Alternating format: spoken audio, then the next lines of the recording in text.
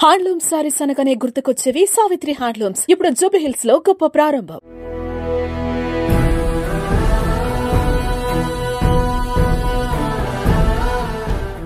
నమస్కారం. మనతో పాటు వద్దిపతి పద్మాకర్ గారు ఉన్నారు. వారు త్రిభాషా సహస్రావధానిగా, ప్రవచనకర్తగా, ప్రణవ పీఠాధిపతిగా, సంగీత సాహిత్యాలలో ప్రయాణం చేస్తూ వేలాది మందిని, లక్షలాది మందిని ఓలలాడిస్తున్న బహుప్రతిభామూర్తి అటువంటి వద్దిపతి పద్మాకర్ని అడిగి అనేక విశేషాలు, లోక ప్రయోజనకరమైన అంశాలు తెలుసుకునే ప్రయత్నం చేద్దాం. నమస్తే.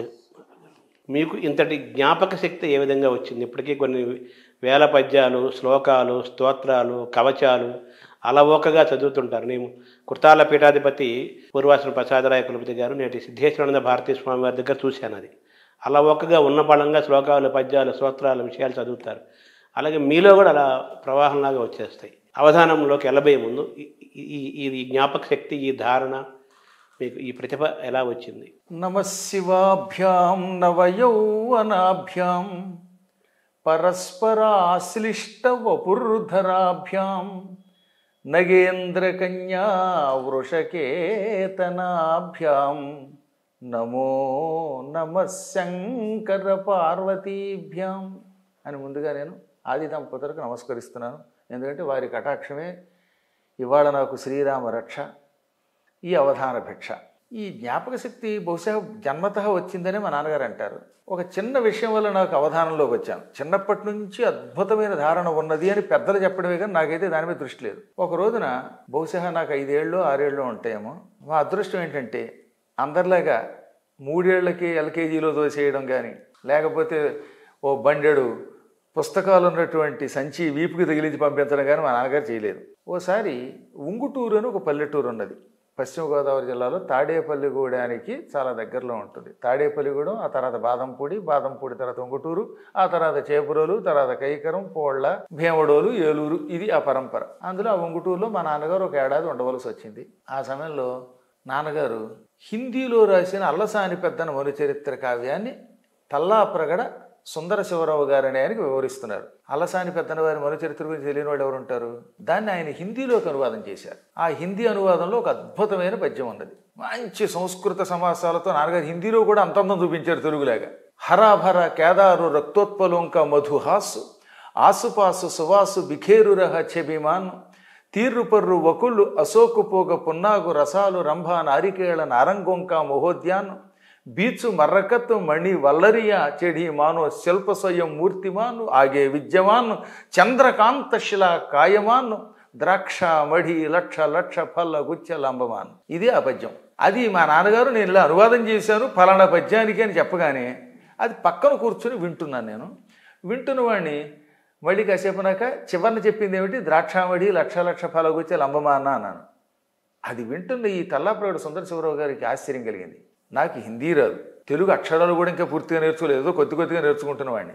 అటువంటి వ్యక్తి ఓ పద్యం వినగానే చివరి పాదం అని చెప్పగానే మొత్తం పద్యం విన్నావా అని ఆయనే అడిగాడు నన్ను. అప్పుడు ఈ పద్యం అప్పచెప్పా. ఈ కుర్రవాడి దగ్గర అద్భుతమైన ప్రతిభ ఉందండి, ధారణ ఉన్నదండి. కాబట్టి ఇతనికి మనుచరిత్ర అంతా నేనే దగ్గరుండి కంఠస్థం చేయిస్తాను అని ఆయన ఆ రోజు నుంచి ఏం చేశారు? శపథం పట్టి కేవలం 3 రోజుల్లో గుణింతములు, అక్షరములు అన్నీ నేర్పేశారు. అంటే కేవలం అక్షరాలు గుణింతలే, ఇంకా భాష కూడా కాదు. 2 ఆశ్వాసములు అల్లసాని వారు రాసిన మనుచరిత్రలో సారోచ్యషమును సంభవంలోని మొదటివి 2 కంఠస్థం చేయించారు. వేద పండితులు చూడండి, పిల్లలకి చెప్పేస్తారు అలాగ మౌఖికంగా, పుస్తకం కాదు, మౌఖికంగా ఆయన చెప్పడం, నేను అప్పచెప్పడం. అంటే మన విద్యా విధానం ఒకప్పుడు అదే కదా. అదే కదా. అందుకే అసలు శృతి అని పేరు వేదమునకు. అంటే శృతం ఇది శృతి, వినబడేది. విని నేర్చుకోవాలి తప్ప పుస్తకాలు చూసి కాదు.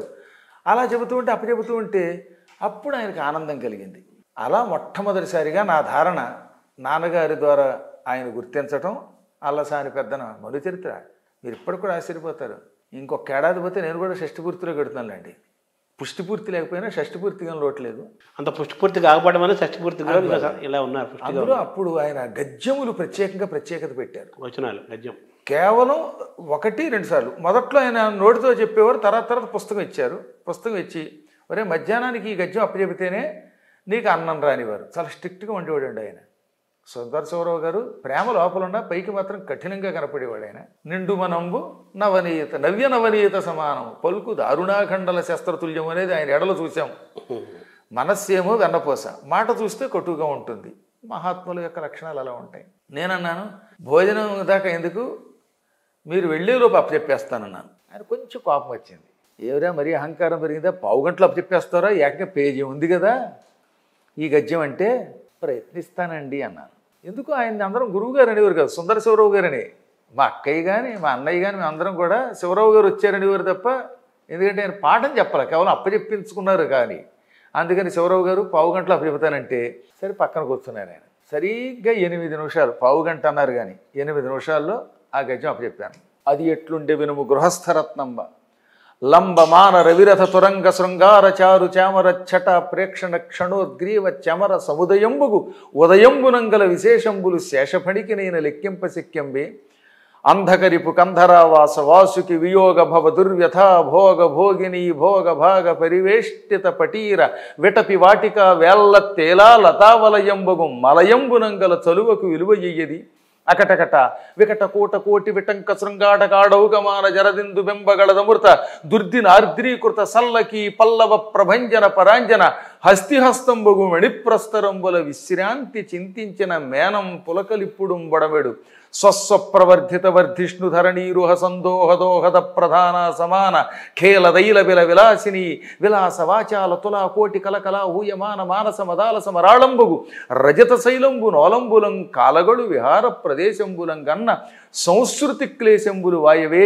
సతత మదజల శ్రవణ పరాయణైరావణ విషాణ కోటి సముట్టంకిత కటక పరిస్ఫురత్ కురువింద కందళ వ్రాత జాతాలాత శంకాప సర్పదభ్రము భ్రమీ విభ్రమ ధురంధరంబగు మేరు ధరాధరంబు శిఖరంబుల సోయగంబులు కలయం కనుంగునుట బహుజన్మ కృత సుకృత పరిపాకంబునంగాక ఏల చేకూర నేర్చునట్టి మహాద్భుతంబులు ఈశ్వరానుగ్రహంబున అల్పకాలంబున కనుంగొంటి ననుటయు ఈషదంకురిత హసన గ్రసిష్ణు గండయుగుడుండగుతూ ప్రవరుండతనికి ఇట్లని.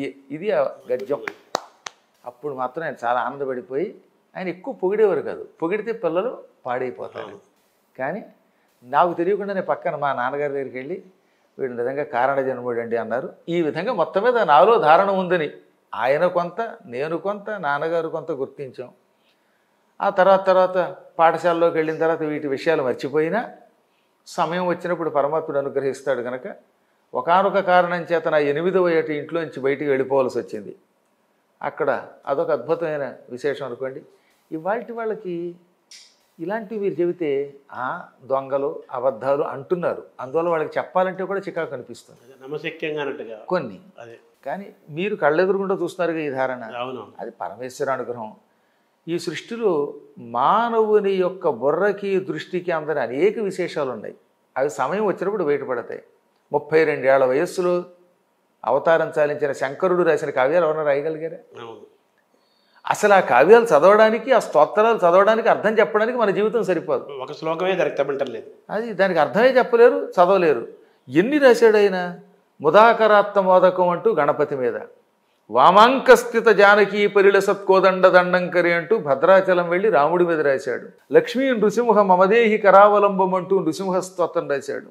సౌందర్యలహరి, శివానందలహరి, సుబ్రహ్మణ్య భుజంగ ప్రయాత స్తోత్రం, ఆంజనేయుడి మీద అద్భుతమైనటువంటి ఆర్యాఛందస్సులో స్తోత్రాలు, దారిత దశముఖ కీర్తి, పురతో మమ పాతు హనుమతో మూర్తి.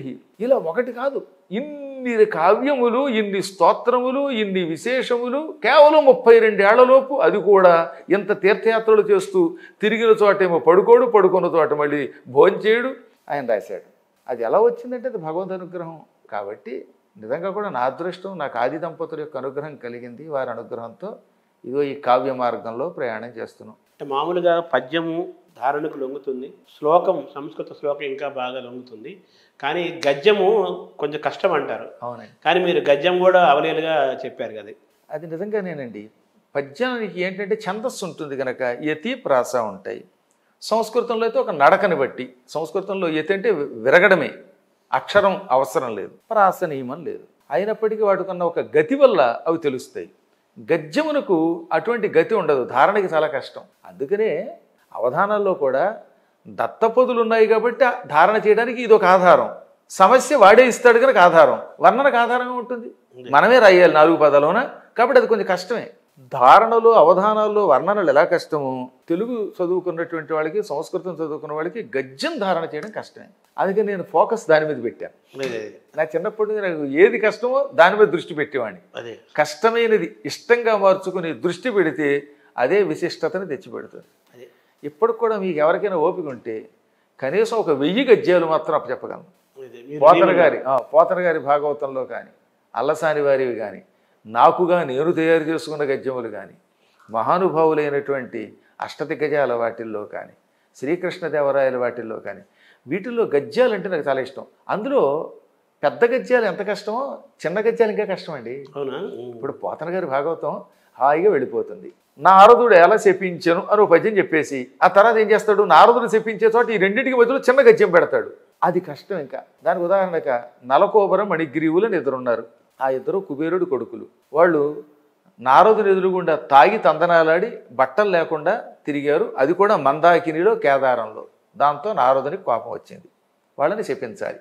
ఆ శపించడానికి ముందు ఓ చిన్న గద్యం రాస్తాడనమాట. మున్ను కుబేరుని కుమారులు నలకోబర మణిగ్రీవులను గుహ్యకులు శంకర కింకరులై అహంకరించి వెండి కొండ మీద పాడిడి చేడియలం గుడికొని కరేణు సంగతంబులైన ఏనుంగుల భంగి సురంగంబులైన మందాకిని తరంగంబుల వ్యవస్థులై జలక్రీడలు ఆడుతున్న సమయంబున దేవర్షి అయిన నారదుండచ్చోటికి విచ్చేసిన చెచ్చర ఆ చెలువలు వలువలు ధరించిరి.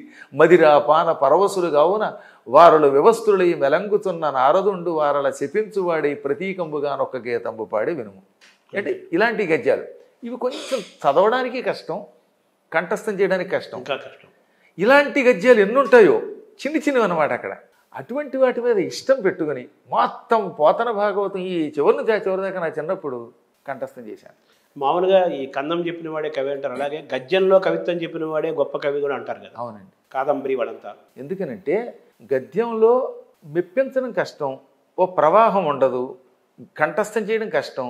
కానీ దానిలో కథను చొప్పించాలి. తేట తెలుగు లేదా సందమ భాషలో చెప్తే అర్థమవుతుంది కానీ కథ ఇందులో అర్థం కాదు. అర్థం కాకుండా అనేక రకాలైన అలంకారాలు చెప్పాలి. నిజంగా అది చాలా కష్టం. అందుకని గద్య కవిత్వం మీద దృష్టి పెట్టిన వాళ్ళు చాలా తక్కువ మంది ఉంటారు. పద్యాలు రాస్తూ మధ్యలో ఎడనడ గద్యం తప్ప పూర్తి గద్యం రాయరు.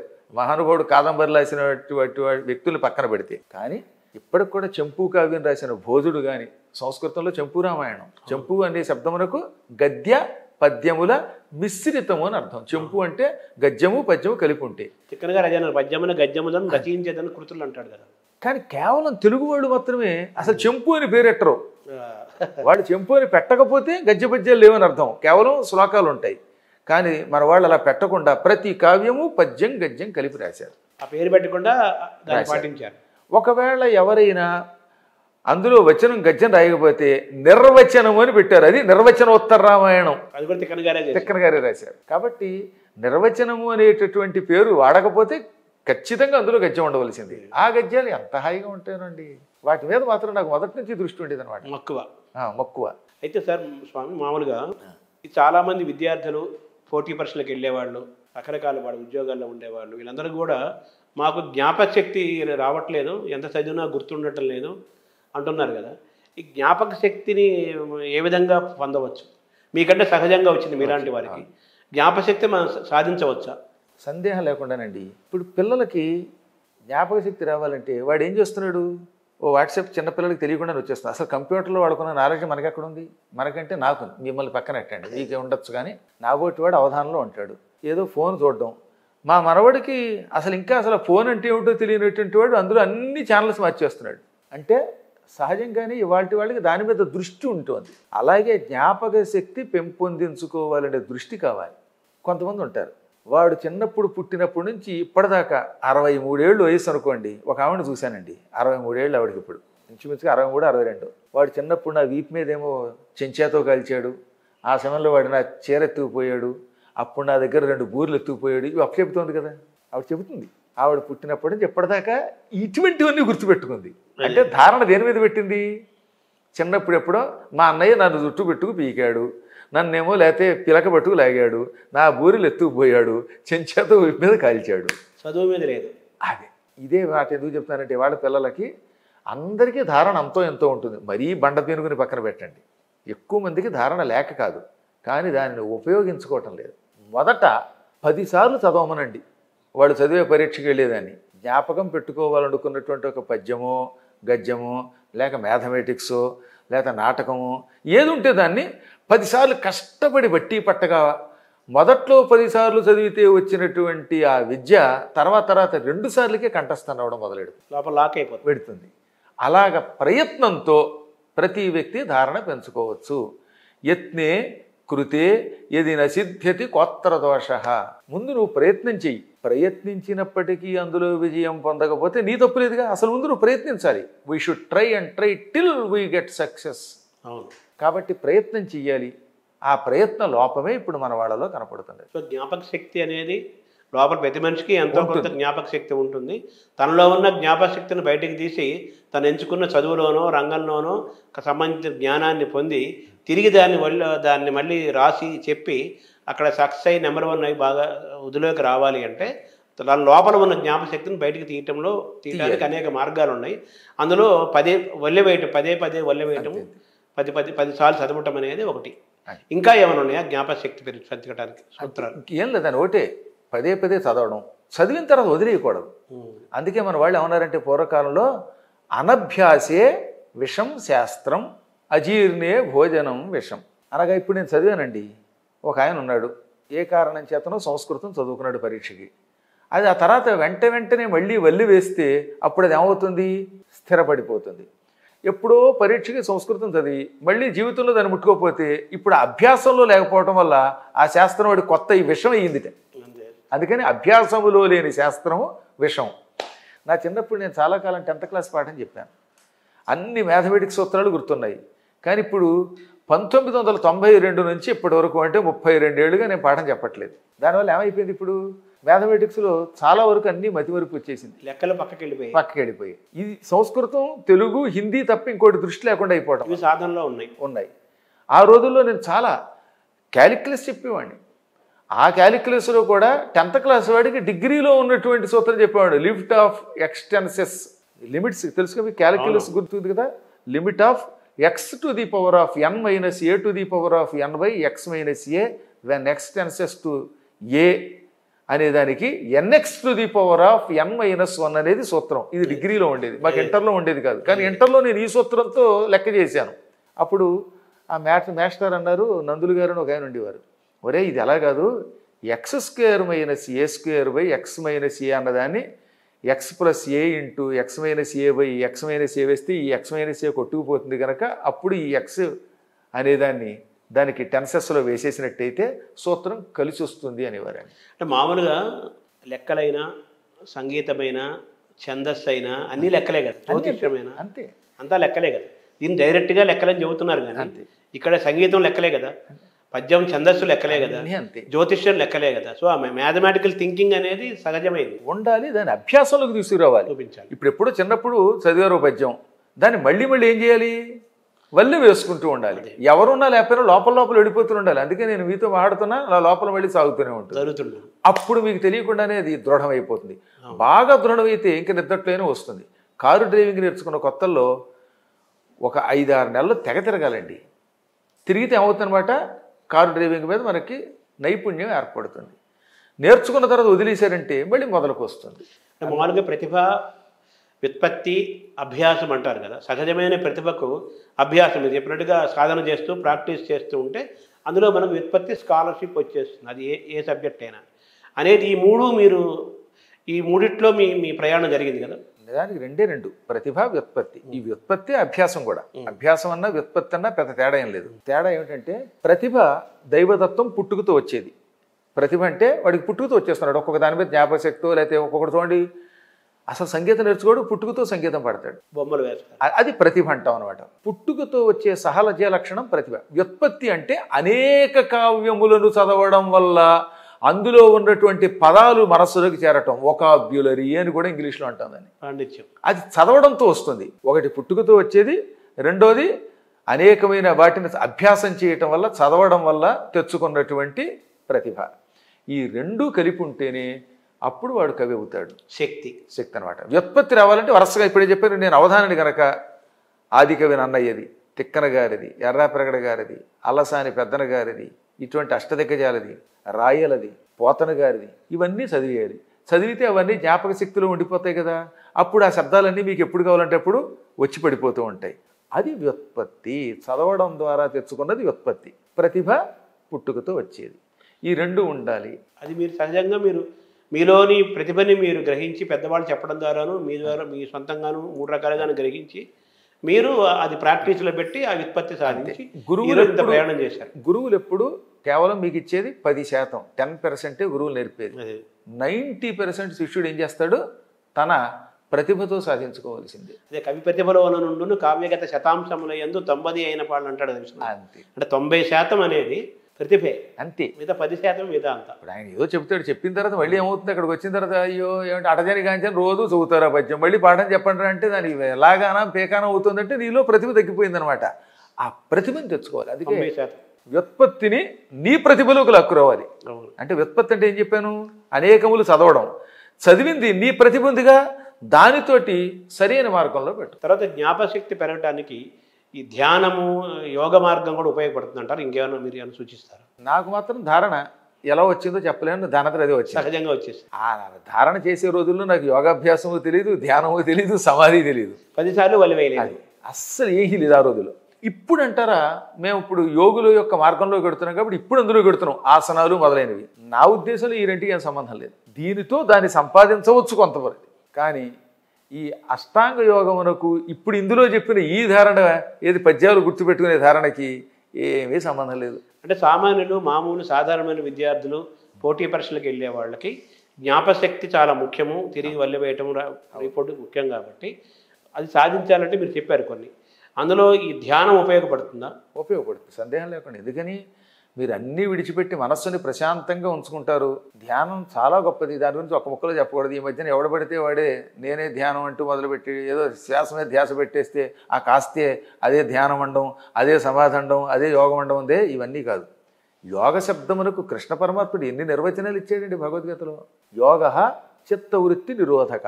రెండోది సమత్వం యోగ ఉచ్యతే. అసలు సమత్వం సాధించినప్పుడు అప్పుడు వాడికి ఇంకెప్పుడైతే రాగద్వేషాలు ఉండవో, ప్రతి ప్రాణిలో పరమాత్మను చూస్తాడో అన్నీ గుర్తుండిపోతాయి. అందువల్ల యోగ శబ్దం చాలా గొప్పది. అందులో ఒక్కొక్క ప్రక్రియను ఒక్కొక్కటి తీసుకుంటాడు.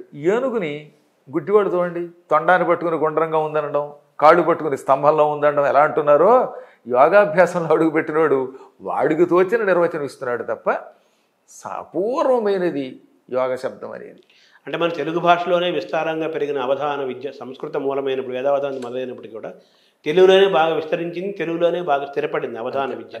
ఈ అవధాన విద్య కూడా యోగ విద్యలో భాగంగానే చెప్పుకోవాలి కదా మనం. ఆ సందేహం లేకుండా. యోగాభ్యాసం చేసేవాడు ఒక్కసారి కళ్ళు మూసుకున్నంత మాత్రం చేతే సమస్తము ఎలా గోచరిస్తాయో అవధానంలో కూర్చోగానే వాడి ముందు అలా పడిపోతాయి అంతే. నాకైతే నిజం చెబుతున్నాను, నేను అంత పూర్వం అవధానంలో ఎవరిని నేను అడగను. అసలు నేను అవధానంలోకి వచ్చేనాటికి నాకు తిరుపతి వెంకట కవుల గురించి తెలియదు, కొప్పరపు కవుల గురించి తెలియదు, అసలు ఎవరి గురించి తెలియదు. నేను మొట్టమొదట చూసింది కడివెళ్ళ వరప్రసాద్ గారి అవధానం. అప్పటిదాకా అవధానం గురించి తెలియదని చెప్తున్నారుగా. అవధానం చూడగానే నేను చెయ్యొచ్చు కదా అని చేయడం మొదలెట్టాను. అందుకే నేను ఆయనకి గురుస్థానం ఇవ్వడానికి గల కారణం, ఎందుకంటే ఆయన చూసి నేర్చుకున్నాను కనుక. ప్రేరణ. ఆ తర్వాత ఎన్నో అవధానాలు చేసిన తర్వాత అప్పుడు వాళ్ళు అన్నారు, మరి పాతవాళ్ళని తలుచుకోకపోతే పాపం కదా. ఎవరు? మా నాన్నగారు లాంటి వాళ్ళు చెప్పారు. తిరుపతి వెంకట కవులు, కొప్పరపు కవులు వాళ్ళంతా మహానుభావులు, మనందరికీ ఆసుకవిత్వం గురించి చెప్పారు. వాళ్ళని గురించి కూడా తెలుసుకుని వాళ్ళ పద్యాలు కూడా కంఠస్థం చెయ్యన్నాక, ఏది 5 శతావధానాలు చేశాక, 2000 సంవత్సరం నాటికి శతావధానాలు 5 ఓ సహస్రం చేశాక అప్పుడు నేను వీళ్ళ గురించి తెలుసుకోవడం మొదలుపెట్టారు. ఎందుకంటే పెద్దల్ని తలుచుకోవాలనేటటువంటి ఒక నియమం ఉంది, కృతజ్ఞత ఉండాలి కనుక. నాన్నగారు చెప్పారు అంతే, నాన్నగారు చెప్పబట్టి. లేకపోతే నాకు ఏమీ తెలియదు. నా వాణిలో అందుకే ఎవరిదైనా ఛాయ్ కనపడుతుంది అవుతామండి.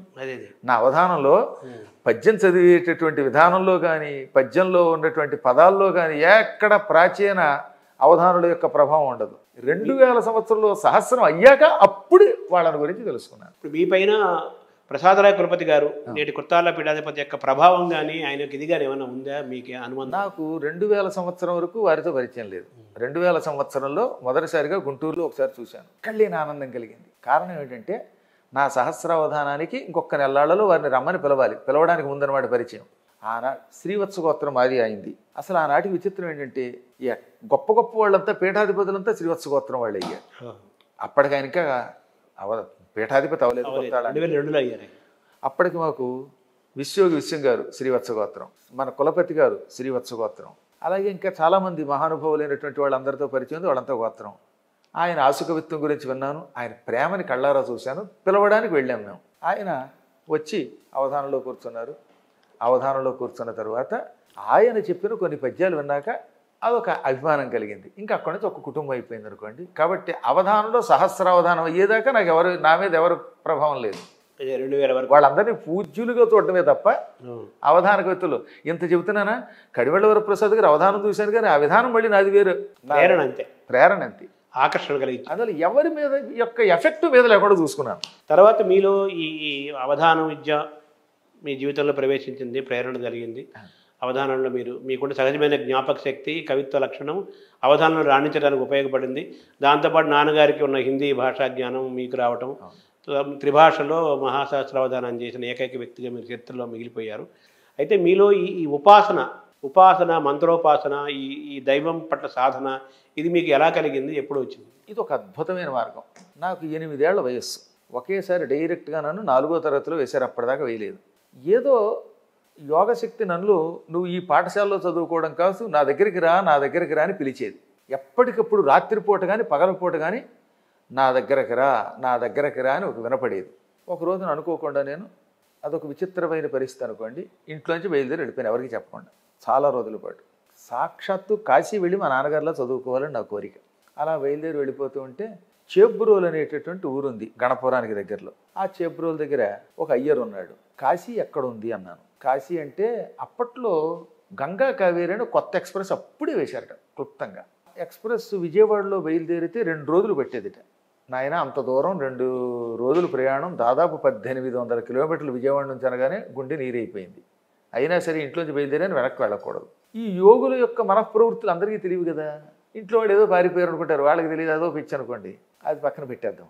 నేను ఏమైనా ఇంట్లోంచి వచ్చాను కనుక కాశీ వెళ్ళి చదువుకోవాలనుకుని బయలుదేరి ఆయన దగ్గర నుంచి విజయవాడ దాకా పరిగెత్తాను. నడిచి వెళ్ళిపోయారు. నడిచి దారిలో మంచినీళ్ళు తప్ప ఏమీ లేవు, కట్టుకున్న లాగు చొక్కా తప్ప ఏమీ లేదు. నిడమానూరు అని ఉంది అక్కడ విజయవాడకు ముందు. ఇప్పుడు నిడమానూరు అంటే బైపాస్. అప్పుడు ఊళ్ళోకి వెళ్ళేది చిన్న బ్రిటిష్ వాళ్ళ వంతెనది. ఆ వంతెన దగ్గరికి వెళ్ళేసరికి మాత్రం నాకు కళ్ళు తిరిగి పడిపోయాను. తిండి లేక పరిగెత్తుకుంటూ వెళ్ళడం వల్ల ప్రొద్దుట బయలుదేరితే సాయంత్రానికి విజయవాడ చేరడం అంటే మాటలా. ఏ చేబురోలు ట్రైన్ ఎక్కాలని 100 కిలోమీటర్ల దూరం అంటే ఆ రైలు ఎక్కాలని, గంగా కావేరో ఏదో పట్టుకునో కాలినడకునో మొత్తం మీద కాశీ వెళ్ళాలి. అప్పుడు నాకు రైలు ఎక్కుతామో నడుస్తామో తెలియదు, మొత్తం మీద కాశీ వెళ్ళాలని బయలుదేరడం వల్ల. అప్పుడు తమాషా జరిగింది. ఓ తోపుడు బండి తోసుకుంటూ ఒక దంపతులు ఎడుతున్నారు. వాళ్ళకి ఇంచుమించుగా వయస్సు ఒక 30 ఉంటుంది. ఆ దంపతులకి 2 కొడుకులు ఉన్నారు పక్కన, తెల్లగా ఉన్నారు అందంగాను. దంపతుల్లో ఆ స్త్రీ ఏమంది, ఎవరో కుర్రాడు పడిపోతున్నాడు చూడండి అంది. ఆ మాట నాకు వినపడింది. ఆయన పరుగును వచ్చి తోపుడు బండిలో ఉన్నటువంటి ఓ చెంబు పట్టుకొచ్చి ఆ చెంబులో ఉన్న అంబూలు మీద జల్లారు. ఆ నీళ్లు జల్లగానే మళ్ళీ స్పృహ వచ్చింది. తోపుడు బండి అంటే ఏం బండిది? అప్పట్లో మీకు గుర్తుందా?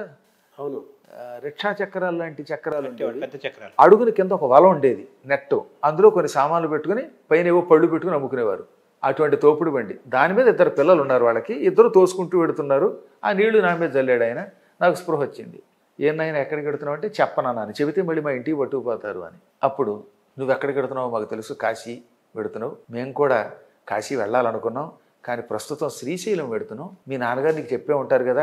వాళ్ళకి ఎలా తెలిసింది? మీరు చెప్పలేదు కదా కాశీ. ఏం చెప్పలేదు నేను. నువ్వు కాశీ పెడుతున్నావు అని తెలుసు మాకు. మీ నాన్నగారు చెప్పారు కదా కాశీఖండం గురించి. మా నాన్నగారు ఎప్పుడు కాశీలో చదువుకోవడము, ఆ రేవులు అవన్నీ చెప్పేవారులేండి. ఆ కథ అంతా ఎప్పుడు ఎన్నిసార్లు చెప్పారు. అందుకే నాకు కాశీ మీద మక్కువ కలిగింది. అసలు మా నాన్నగారు నాకు చెప్పిన విషయం వాళ్ళకి ఎలా తెలుసు? అది తెలియదు నాకు. అప్పుడు ముందు శ్రీశైలం వెళ్లకుండా కాశీ వెళ్ళకూడదు అన్నారు. నువ్వు మర్చిపోయావా అంటే అవునండో అన్నాను. అయితే మాతో శ్రీశైలం రా అన్నారు వాళ్ళు. సరే, వాళ్ళతో శ్రీశైలం పెద్ద కథ. వాళ్ళు మంచి మధ్యలో కథలు చెప్పేవారు. విజయవాడ చూపించారు అమ్మవారిని, తర్వాత త్రిపురాంతకం చూపించారు, కాలినడకని. ఇదంతా అంటే దీని మీద ఒక కావ్యమే రాయొచ్చు అంతే. ఆ రకంగా వాళ్ళు వండి భోజనం పెట్టేవారు. భోజనం మంచి రుచిగా ఉండేది. వాళ్ళ అబ్బాయి యొక్క నిక్కరు చొక్కా కూడా నాకు ఇచ్చారు. శ్రీశైలం దాకా వెళ్ళామండి. ఆ తర్వాత మధ్యలో ఎన్ని కథలు చెప్పారో, పురాణ కథలు. శిఖర దర్శనం దగ్గర ఆపారు. అప్పట్లో శిఖర దర్శనానికి పైకి నడిచి వెళ్లాల్సిందే కానీ మెట్లు ఎప్పట్లాగా కాళ్ళు వెళ్ళవు కదా. ఆ కింద బండి ఆపారు, మెట్లు ఎక్కించారు, మంచి చురుగ్గా పైకి ఎక్కాం అందరం. ఆ శిఖర దర్శనం దగ్గర చిన్న నంది ఉంటుంది కదా, ఆ నంది కొమ్ముల్లోంచి శిఖరం చూడాలి. అక్కడ శిఖరం కనపడుతోందా అని ఆ కొమ్ముల్లోంచి చూపించారు వారు. కనపడుతోందండి అన్నాను అని వెనక్కి తిరిగి చూస్తే ఆ ఇద్దరు లేరు, పిల్లలు లేరు. కిందకి దిగి వెళ్ళిపోయారేమో ఇక్కడ నన్ను వదిలేసి అనుకుని కిందకి చూస్తే కింద అసలు బండి లేదు. కేవలం క్షణములలో ఆ బండి మాయమైపోయింది. పిల్లలు లేరు, దంపతులు లేరు. అప్పుడు నాకు కళ్ళ వెంబడి నీళ్ళు వచ్చాయి. నాకు జీవితంలో పద్యం అంటే తెలియదు అప్పటిదాకా, రాయడం ఏదో కంఠస్థం చేయడం వేరు కదా, ఎవరో రాసింది, ఛందస్సు తెలియదు, రాయడం తెలియదు, కందము తెలియదు, నా బందా తెలియదు. కానీ తెలియకుండా నేను ఆ నోట్లోంచి ఒక పద్యం, మొదటి పద్యం వచ్చిందనమాట. నా నోము పండి దైవం మానుష రూపేణ అనెడి మాటయే సత్యం బైనది అంబా సాంబులు పూనుకొనుచు నన్ను నధ్వమున రక్షింపం. ఇది కందంట. అప్పటికి నాకు తెలియదు కదా, మా నాన్నగారు చెప్పారు. తర్వాత లెక్కలేస్తే కందం అయింది. అంటే పార్వతీ పరమేశ్వరులు, విఘ్నేశ్వరుడు, కుమారస్వామి వచ్చినట్టుగా భావించాలా? నా నోము పండింది దైవం మానుష రూపేణ అనే ఒక పదం కందంలో ఇమిడిపోయింది. ఏకంగా ఒక చెయ్యి తిరిగిన అవధానం రాసిన పద్యంలో అయిపోయింది, కుదిరిపోయింది. అది మాట సత్యం అయ్యింది. అంబాసాంబులు తమ పిల్లలతో దారిలో నేను ఎక్కడ పాడైపోతానో అనుకుని రక్షించి తీసుకొచ్చి శ్రీశైలంలో వదిలారు. అధ్వమున రక్షింపన్, పైగా అధ్వం అంటే మార్గం, మార్గంలో నన్ను రక్షించడానికి వచ్చారు. ఆ యతిని పూను కొనుచులో ఉన్న పూకి ఈ మూ యతి అయితే దాన్ని మువర్ణ యతి అంటారు. ఈ యతిని అప్పకవియం లాంటి వాళ్ళు చదువుకుంటే తప్ప మామూలు వాడు వాడడం. అప్పటికి మీరేం చదవలేదు? నాకేం 8 ఏళ్ళు కేవలం. అప్పుడు అలా రాసిన పద్యం. ఆ తర్వాత చాలా అనుభూతులు అక్కడ కలిగాయి. ఆ భగవంతుడి యొక్క అనుగ్రహం అనుకుంటాను నేను. అప్పటి నుంచి నాకు నిరంతరం లోపలే సాగుతూ ఉండేది. తింటున్నా, తిరుగుతున్నా. అక్కడ ఒక తమాషా జరిగిందండి. హాటకేశ్వరలింగం దగ్గరికి వెళ్ళాను. పొడుగ్గా ఉన్న ఒక ధూర్జటి, ఎర్రనైనటువంటి కెంపు జడలు, అవి కూడా ధూర్జటి అని ఎందుకంటున్నాడు, ధూ అంటే బరువైన జడలు కలిగిన వాడు, పెద్ద పెద్ద జడలు కలిగిన వాడు ధూర్జటి అంటారు. ఒక ఆయన శూలం పుచ్చుకుని ఒక జంగమ దేవరు కనపడ్డాడు. ఒరే నీకు మంత్రం ఇస్తాను, చేసుకుంటావంటే చేసుకుంటానన్నాను. చెవిలో మంత్రం చెప్పాడు. ఆయన కాళ్ళకి నమస్కరిస్తే ఆయన ఏమన్నాడు తెలిసిన, ఈ జరిగిన ఘటన కాశీ వెళ్ళొచ్చేదాకా ఎవరికి చెప్పొద్దు, చెబితే నువ్వు ఒక ఏడాది పిచ్చేళ్ల ప్రవర్తిస్తావు, నీ మీద అభాండాలు పడతాయి, నువ్వు ఏం చేసినా అదొక దరిద్రం అవుతుంది, కొంచెం జాగ్రత్త, ఎవరికి చెప్పొద్దు అన్నాడు. అదే మీ జీవితంలో ప్రవేశించిన తొలి మంత్రమా? తొలి మంత్రం. అలాగేనండి అన్నాను. అంటూ ఉండగా ఆయన కనపడలేదు, ఏమైపోయాడో తెలియదు. నా దృష్టిలో ఆయన అదృశ్యం అయిపోయాడు, ఇతరుల దృష్టిలో చెప్పకుండా వెళ్ళిపోయాడు. వాళ్ళలాగా అందాకట్లే. ఆ తర్వాత నేను గోటేడు సూర్యనారాయణ గారు అంటే ఒక దంపతులు ఉండేవారు అక్కడ. వాళ్ళు అక్కడికి వచ్చారు, అనుకోకుండా శ్రీశైలం, నన్ను లాక్కొచ్చారు. ఎవరికి చెప్పొద్దన్నాడు ఆయన. కానీ దురదృష్టవశాత్తు నాతో పాటు ఒక స్నేహితుడు చదువుకుంటూ ఉంటే వాడు బతిమలితే చెప్పేశాను. లచ్చిరాజు అని వాడి పేరు, వేగిరాజు లచ్చిరాజు, నా క్లాస్మేట్. నాది 23, వాడిది 24. ఎక్కడికి వెళ్ళిపోయారు, అందరూ అది అన్నారు ఇది అన్నారు, నీ గురించి చెడ్డగా మాట్లాడుతుంటే తట్టుకోలేకపోతాను, చెప్పరా బాబు అంటే, చెప్పకూడదు, మా గురువులు చెప్పొద్దన్నారన్నా వినిపించుకోకుండా అడిగితే చెప్పాను. ఆ చెప్పడంలో ఒక ఏడాది చదువు అయిపోయింది. నేనేం చేశానో నాకు తెలియదు, ఎక్కడికి వెడుతున్నానో తెలియదు. ఆ అభాండాలకు గురువుతామని స్వామివారు చెప్పిన మాట నిజమైంది. అందువల్ల జీవితంలో ఏమైపోయింది అనమాట, ఒక ఏడాది చదువు ఆగిపోయింది. దానివల్ల 10th క్లాసు అందరికంటే ఒక ఏడాది ఆలస్యంగా చదవవలసి వచ్చింది. అయితేనేమిలేండి, భగవంతుడి దయ ఒకటి ఉంది కదా, ఆ గురువుల యొక్క కటాక్షం ఉంది కదా. వాళ్ళు చెప్పారు ఒకనొకప్పుడు నువ్వు ఒక గొప్ప కులపతి అవుతావు, యావత్ ప్రపంచం నిన్ను సద్గురువుగా కీర్తిస్తుంది అన్నమాట నిజమయ్యింది. ఆ తర్వాత మళ్ళీ చదువులో పడ్డాం. ఈ ఉపాసన అన్నీ పక్కన కాస్త కొంతకాలం విడిచిపెట్టేశాం. సరిగ్గా సమయం వచ్చింది మళ్ళీ నాకు 1990లో, అంత కుటుంబానికి దూరంగా అవుతున్న సమయంలో, నాకు హాయిగా మా వాళ్ళంతా తలో చోట సెటిల్ అవుతున్న సమయంలో మళ్ళీ ఈ రంగంలోకి అడుగుపెట్టాను. 86లోనేమో ఉపన్యాసంలోకి అడుగుపెట్టాను. ఆ ఉపన్యాస రంగంలో 86లో ప్రవచనాలు 86లో సుందరకాండంతో ఉపన్యాసం మొదలయ్యింది. అది అద్భుత మార్గం. 90లో అవధాన రంగం, ఆ 90లోనే నైమిశారణ్యం వెళ్ళాం. ఇక నైమిశారణ్యంలో మహానుభావులైన ఋషులు దీవించారు. ఇక నా జీవితం వెనక్కి చూసుకోకర్లేకుండా పరమ పవిత్రంగా ప్రశాంత మార్గంలో నడుచుకుంటాను. అంటే మామూలుగా హిమాలయాల్లో సాధువులు ఉంటారని, ఇప్పటికీ అనేక మంది చిరంజీవులు ఉంటారని, హిమాలయాల్లో ఎన్నో అనుభవాలు ఉంటాయని, హిమాలయాల యోగుల గురించి, హిమాలయ అనుభవాల గురించి అనేక మంది చెప్తుంటారు. అలాగే శ్రీశైలంలో కూడా ఎన్నో మహిమాన్వితమైన ఘట్టాలు ఉంటాయని కూడా అద్భుతమైన యోగులు ఉన్నారండి. శ్రీశైలంలో ఇష్టకామేశ్వరి ఆలయానికి వెడుతున్న మార్గంలో ఉంటారు. అసలు మీరు చూసి తీరవలసింది. అక్కడ ఉన్న యోగుల్ని వర్ణించలేము. కానీ వాళ్ళు ఎలా ఉంటారో తెలుసా, పిచ్చాళ్ళలో ఉంటారు. అప్పుడప్పుడు బీడీ కలుస్తున్నట్టు కనపడతారు, లేదా సోలం పట్టుకు తిరుగుతూ ఉంటారు. ఒక్కొక్కప్పుడు వాళ్ళని చూస్తే ఏదో కిరాతకుల్లా కనపడతారు, చెంచు వాళ్ళలా కనపడతారు. అందుకేగా శ్రీనాథుడు కాశీఖండంలో ఇక్కడ సిద్ధయోగులు ఇటనున్న చెంచువారు గండ శైలంబులెల్ల శంభులింగంబులెందు. శ్రీశైలంలో కనిపించే పెద్ద పెద్ద రాళ్ళన్నీ నిజానికి అలా రాళ్లల్లా కనపడతాయి, అవి శివలింగాలు. చెంచు వాళ్ళంతా సిద్ధయోగులు అని చెప్పాడే. నేను చూశాను. కానీ చూశానని చెప్పామనుకోండి, ఈ పిచ్చేళ్ళు ఉంటారు కామెంట్లు పెట్టేవాళ్ళు, వాళ్ళు ఏదో పెడతాడు. అందుకని మేము చాలా వరకు యోగ రహస్యాలు అవి చెప్పడం మానేసాం. అప్పుడప్పుడు ఒక్కొక్కసారి మీ బోటి వాళ్ళ కోసం చెబుతూ ఉంటాం. అది మా కోసం, సంతృప్తి కోసం, మీకోసం చెప్పడం. అంటే హిమాలయాలలో మీరు చాలాసార్లు వెళ్ళారు కదా? వెళ్ళాను. హిమాలయాల్లో మీకు జరిగిన దర్శనాలు అంటే అద్భుతమైన దర్శనాలు జరిగాయి. అది కూడా నా జీవితంలో గొప్ప మార్గం. నేను చాలా ఆ వయస్సులు కొన్ని గుర్తులేవు నాకు ఇప్పటికి కూడా, ఎందుకంటే వయస్సు గుర్తు ఉండకుండా చేస్తారు వాళ్ళు. ఒకప్పుడు నేను కాలినడకన కేదార ప్రాంతానికి వెళ్ళాను. ఎక్కడి నుంచి? అప్పటికి నేను ఏలూరు మరి అయితే మేము బహుశా గణపురంలోనే ఉన్నాను. ఏదైనా పశ్చిమ గోదావరి జిల్లా. పశ్చిమ గోదావరి నుంచి కాలినడకన హరిద్వార్ నుంచి క్రమంగా అప్పట్లో సిక్కులు బాగా దారిలో వాళ్ళకి వాహేగురు అనే ప్రాంతం అని తెలుసుగా మీకు. బదరి వెడుతూ ఉంటే దారిలో సిక్కులకు ఒక గొప్ప ప్రాంతం ఉంది. ఆ ప్రాంతం నుంచి వాళ్ళు వెడుతూ ఉంటే వాళ్ళతో పాటు వాళ్ళు కాలినడక నడతారండి. పంజాబ్ నుంచి, ఢిల్లీ నుంచి నడిచి వెడుతూ ఉంటే వాళ్ళు పెద్ద కావిడోడు మోసుకుపోతూ ఉంటారు. వాహేగురు అంటారు, తెలుసుగా మీకు అది. వాహగురు అంటే వా అంటే వాసుదేవట, హా అంటే హరుట్ట, శివుణ్ణి విష్ణువుని వాహగురు అని తలుచుకుంటూ పెడతారు. అది నాకు తర్వాత ఒక సిక్కు స్త్రీ చెప్పింది. నాకు వాళ్ళ మీద పెద్దగా అవగాహన లేదు, కానీ వాళ్ళు కొంత దూరం ఉన్నారు కనుక నడిచి వెళ్ళాను. మొత్తం మీద కేదారం వెళ్ళాను. అది కార్తీక మాసం. కార్తీక పూర్ణిమ నాడు ఏం చేస్తారంటే కేదారంలో లోపల పెద్ద దీపం వెలిగిస్తారు ఆవు నేతితో. ఆ తర్వాత బయట తలుపులేసి తాళం వేసేస్తారు, సీలు వేస్తారు. మళ్ళీ కార్తీక పూర్ణిమ నాడు సీలు వేస్తే వైశాఖ మాసంలో తీస్తారు, మే నెలలో. ఈ 6 నెలల పాటు ఇంకా తలుపులు తీయరు, ఎందుకంటే పూర్తిగా మనసులో కప్పడిపోతున్నది. దేవతల కాలంలో పూజ చేస్తారు కనుక ఆ గుళ్ళోకి వెళ్ళకూడదని ఒక నియమం. కానీ ఆశ్చర్యం అండి, కార్తీక పూర్ణిమ నాడు కలెక్టర్ గారి సన్నిధానంలో సీలు వేసి లోపల దీపం వెలిగిస్తే మళ్ళీ వచ్చి వైశాఖ మాసంలో తీస్తే లోపల దీపం వెలుగుతూనే ఉంటుంది. అఖండంగా 6 నెలలు. పైగా మంచు కదా, ఏం గడ్డగట్టదు, దీపం మాత్రం వెలుగుతూనే ఉంటుంది. ఎప్పటికీ ఎవరికి అంతుపట్టని గొప్ప టాప్ సీక్రెట్ అది. అదే హిమాలయ పర్వతం. కానీ ఇంకా చిత్రం తెలిసిన మీకు, అందులో నెయ్యి కూడా పోదాం, ఆ ఒత్తి అలాగే ఉంటుంది. అవునా? అదిగో అక్కడ నేను కార్తీక పూర్ణిమ నాడు వెళ్ళాను. అయ్యాక అందరినీ కిందకి పంపేస్తారు. అందరినీ నాయనలారా ఇక ఉండకూడదు, కిందకి పోండి అంటారు. ఎందుకంటే ఉంటే మనం బతకలేం మనబోటి వాళ్ళం. నేను కావాలని శంకరాచార్యులు వారు వెళ్ళిపోయిన మార్గం ఉంది కదా, అటు నుంచి నిర్వాణం చెందిన పదం, ఇక్కడ ఇప్పటికీ అక్కడ శంకరుడి విగ్రహం ఉంటుంది చూడండి. ఆ విగ్రహం పక్క నుంచి అలా కొండలెక్కి వెళ్ళిపోతాడు ఆయన. అక్కడికి మిలిటరీ వాళ్ళు వెళ్ళలేరు. అటువంటి చోట కొండ గుహ మీద మన ప్రధానమంత్రి గారు 2019లో ఎలక్షన్ అయ్యాక 3 రాత్రులు ఉన్నాడు ఆ కొండ గుహలో. ఆయన ఎంత గొప్పవాడో ఆలోచించండి. ఆయనకు ఒక శక్తి ఉంది, అంతేకాదు మహాయోగి ఆయన, సందేహం లేకుండా. మాకు రాజకీయాలతో సంబంధం లేదు. గొప్ప వ్యక్తులు పొగడకపోతే అది మహాపాపం. ఇవాల్టి రోజున మానవ మాతృడు కాడు ఆయన. మన పూర్వజన్మ సుకృతం వల్ల మనకి ప్రధానమంత్రి అయ్యాడు. ఆయన కాపాడుకుంటే మనం బాగుపడతాం, లేకపోతే ఎవడి కర్మ వాడిది ఏదో. ఆ మహానుభావుడు ఆ కొండ గుహలోకి వచ్చినాడే, ఆ గుహ దాటి కిందకెడితే అక్కడి నుంచి కొంత మార్గం కనపడుతుంది. అసలు చాలామంది అప్పట్లో చెప్పింది ఏంటంటే ధర్మరాజు ఇటే వెళ్ళాడు అని. ఆ మార్గం నుంచి వెళ్ళాను నేను. అంటే మీరు ఎలా వెళ్ళగలిగారు? ఏమీ లేదు, నా ముఖం చస్తే చచ్చాను, ఎవడన్నా దొరికితే దొరికాడు. నేను చావడానికి సిద్ధపడి వెళ్ళానండి. నాకేం కోట్లు లేవు, నేనేం జమీందారుని గాను, డబ్బులు కూడా లేవు.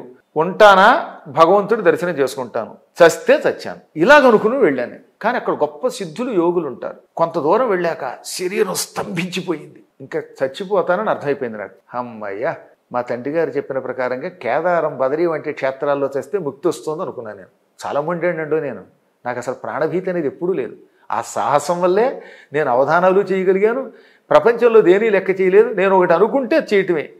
3 కేజీల బంగారంతో సింహాసనం చేయాలంటే ఆ బంగారం వచ్చింది నాకు. ద్వారకలో సింహాసనం, బంగారం సింహాసనం మీద ఊరేగిస్తున్నాం. బంగారం అంటే బంగారం వచ్చింది. ఈ ఆలయం కట్టాలనుకుంటే కట్టాం. ఈ సంకల్పం మొదటి నుంచి ఉన్నది. మీకు ఇంకో విషయం, అందులోకి వెళ్లే ముందు ఇంకొక చిన్న విషయం చెప్పాలి. ప్రపంచం అంతా స్తంభించిపోయింది కదా కోవిడ్ వచ్చి. ఆ సమయంలో మా పీఠం పక్కన 1200 గజాల స్థలం కొనాలనుకున్నాను. కొని అందులో శివాలయం కట్టాలి. 7.5 అడుగుల లింగం.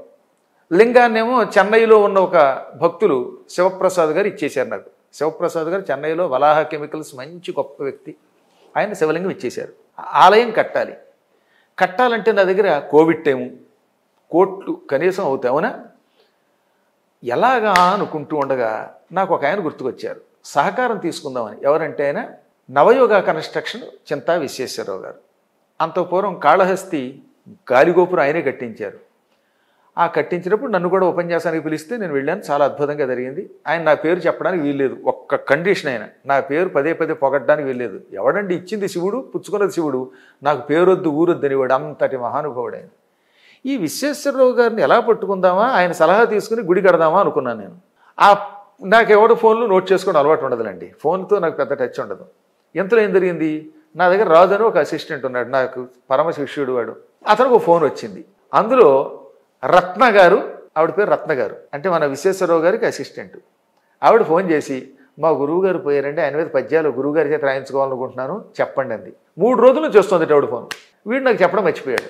ఒరే రత్న గారు అని ఒక ఆవిడ ఉన్నారా, ఆవిడ నెంబర్ వెతుక్కోలేకపోతున్నాను అంటే, అమ్మో గురువుగారు భలే చెప్పారండి, ఆవిడ 3 రోజుల నుంచి ఫోన్ చేస్తుందండి అన్నాడు. చూసారా భగవంతుని లేలా లింక్.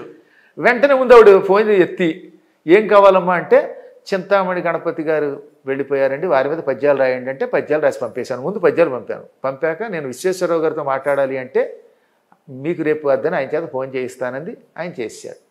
నేను సత్యధర్మేశ్వర ఆలయం కట్టాలనుకుంటున్నానండి అనగానే, మీరు పెద్ద దాని గురించి ఆలోచించకండి, దానికి ఎంత ఎస్టిమేషనో చెప్పండి, అందులో ఐరన్ను చిప్స్ ఇసుక నాది అన్నారు. ఇంజనీర్ పంపేశారు ఆయన. 2001వ సంవత్సరంలో ప్రారంభమయ్యి సెప్టెంబర్ నాటికి అయిపోయింది. 2021లో కోవిడ్లో ప్రారంభించాం, 21 నాటికి అయిపోయింది. కేవలం ఏడాది కూడా పట్టలేదు. అసలు ఎలా వచ్చాయి సంపద అంటే చెప్పలేము. ₹1 అప్పు ఉండదు, ₹1 నిలవ ఉండదు, పని అయిపోయింది. దానికి అయిపోతుంటుంది. ఆ రకంగా ఎక్కడెక్కడి వాళ్ళు ఈ మొండితనం, ఎందుకంటే మొదలు పెడితే అవడం అనేది ఒక లక్షణం ఉందని చెప్పడానికి చెప్పాను. అలా నేను చావడానికైనా సిద్ధపడి భగవంతుడి సన్నిధానానికి మాత్రం వెళ్ళాలనే కోరికతో వెడితే ఒక యువక్ కనపడ్డాడు. ఆయన ఒళ్ళంతా గొడ్డలిప్పుకుని ఉన్నాడు. కేవలం గోచిగొడ్డ కూడా ఉందో లేదో కానీ బూడిద పూసుకున్నాడు.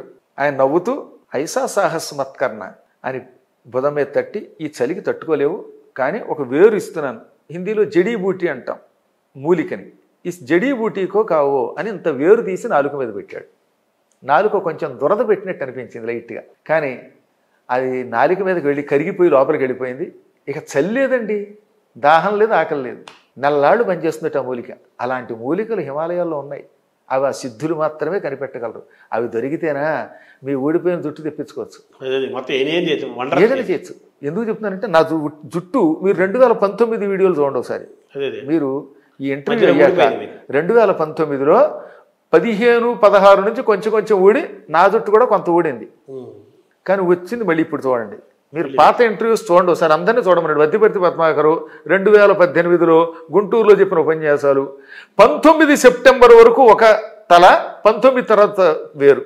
మూలికలు మంత్ర మహిమలు అంత గొప్ప. అంటే మీరు హిమాలయ పర్వతాల్లో అక్కడ తిరిగి సిద్ధులను చూసి అక్కడ ఉన్న మహిమలను మీరు అనుభవించారు కదా, మీకు అక్కడ తపస్సు చేసుకోవాలి, అక్కడ ఉండిపోవాలి అనిపించలేదా? ఈ వేరు ఇచ్చిన ఆయన ఉన్నాడు కదా, ఇది నెల్లాళ్లే పనిచేస్తుందని చెప్పాడు. ఈ నెల్లాళ్లలో ఎక్కడ తిరిగినా పెద్దగా మంచు ప్రభావం ఉండదు, ఆకలి దాహం పెద్దగా ఉండవు, ఏదైనా మంచిగా తాగాలంటే తాగడం తప్ప అన్నాడు కదా.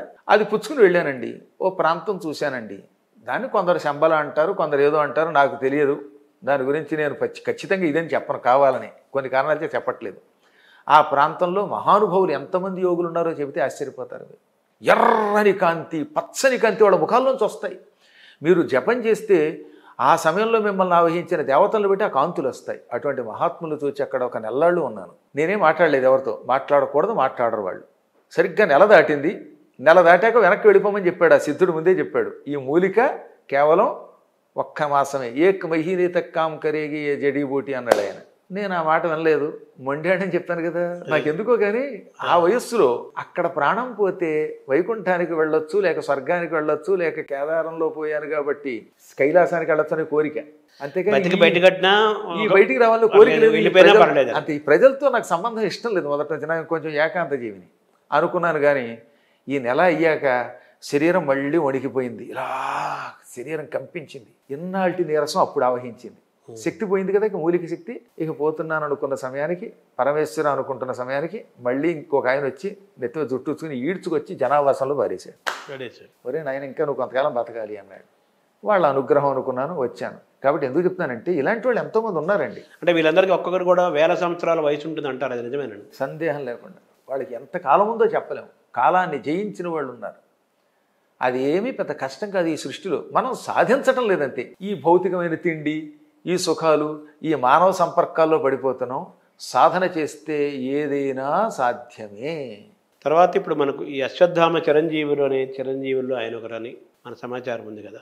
అలాగే ఆంజనేయ స్వామి ఎక్కువ హిమాలయ పర్వతాలు సంచరిస్తుంటారు అంటారు.